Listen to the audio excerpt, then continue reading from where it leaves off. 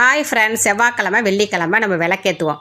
Daily ஏற்றினா ரொம்ப நல்லது. வாரத்தில் 2 நாள் கண்டிப்பாக ஏற்றி தான் ஆகணும். அதுக்கு என்ன செய்யணும்னா, நாளே விளக்கை விலைக்கு அழகாக பொட்டெல்லாம் வச்சு ரெடி பண்ணி வச்சுட்டு மறுநாள் நம்ம குளிச்சுட்டு விளக்கேற்றுறதுக்கு ரெடியாக வச்சுக்கணும்.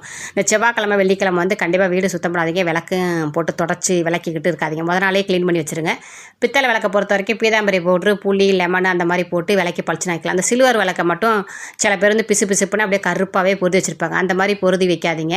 நீங்கள் என்ன செய்றீங்கன்னா, வீட்டில் இருக்க லிக்விடு, பாத்திரம் தைக்கிற லிக்விடை போட்டு ஃபஸ்ட்டு விளக்கில் இருக்க பிசுபிசுப்பு மட்டும் எண்ணெய் எடுத்துட்டு துண்ணூறுல திருநீர் அதை போட்டு தேய்ச்சின்னு வச்சுங்களேன், அப்படியே வெள்ளி பல்லன்னு புது விளக்க மாதிரி அப்படியே மின்னுங்க. அதுக்கப்புறம் உங்களுக்கு பிடிச்ச மாதிரி மஞ்சள் குங்குமம் வச்சு நல்லா சூப்பராக திரி போட்டு எண்ணெய் போட்டு நல்லா விளக்க தீபத்தை ஏற்றி பிரகாசமாக வீட்டை வச்சுக்கோங்க.